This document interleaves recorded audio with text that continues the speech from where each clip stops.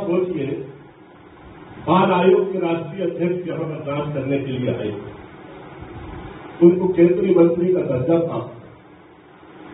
पहले प्रयत्न ये किया गया कि कोई एक एफआईआर कर दे संस्था के अध्यक्ष, कोई नहीं मिला। अब आप सोचिए, केंद्रीय मंत्री का दर्जा प्राप्त व्यक्ति एक आयोग का अध्यक्ष खुद एफआईआर करके थाने में जाता है, इसको क्या समझा जाए?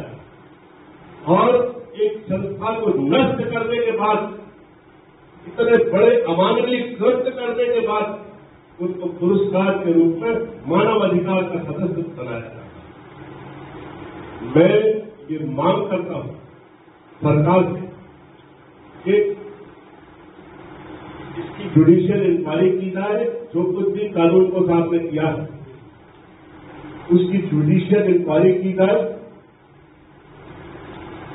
और उनकी भूमिका का मूल्यांकन किया जाए कि उनकी भूमिका इस पूरे परिदृश्य में क्या रही, और इस बात का आकलन किया जाए कि ऐसे हृदयहीन लोगों को, ऐसा अमानवीय कृत्य करने वाले लोगों को क्या मानव अधिकार आयोग जैसी जुडिशियल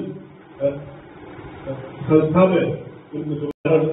कल मेरे पास लोग आए, उन्होंने मुझे बताया कि अभी तक मिशन स्कूल में जो डायलिसिस कराने वाले लोग थे उसमें से 30 लोग केवल इसलिए मर गए कि उनकी क्षमता नहीं है कि उस सागर में जाकर डायलिसिस कराएं या जबलपुर में जाकर डायलिसिस।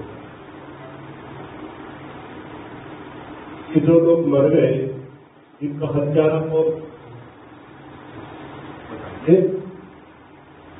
ये हत्याएं हैं या नहीं है? जिला अस्पताल में मैटरनिटी वार्ड में 1 दर्जन से ज्यादा महिलाएं लापरवाही के कारण मर गई। इन हत्याओं का जिम्मेदार कौन?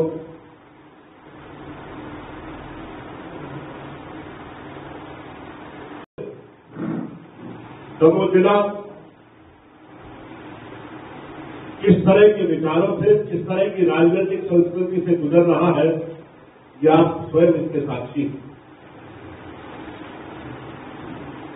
जब कांग्रेस छोड़कर राहुल सिंह बीजेपी में गए तो उन पर गंभीर आरोप लगे, और जब बीजेपी छोड़कर चंद्रभान सिंह कांग्रेस में आए तो कांग्रेस पर गंभीर आरोप लगे, और दोनों बार आयाराम दयाराम की संस्कृति को हमारे दमोह के साहसी लोगों ने नकार दिया।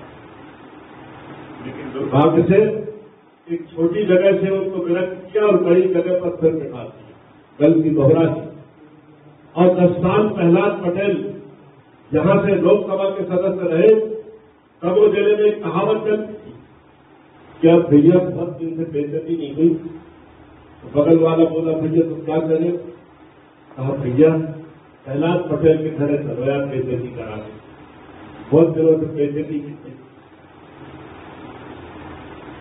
जिसको अपनी बेइज्जती कराना हो वो प्रहलाद पटेल के घर जाता था।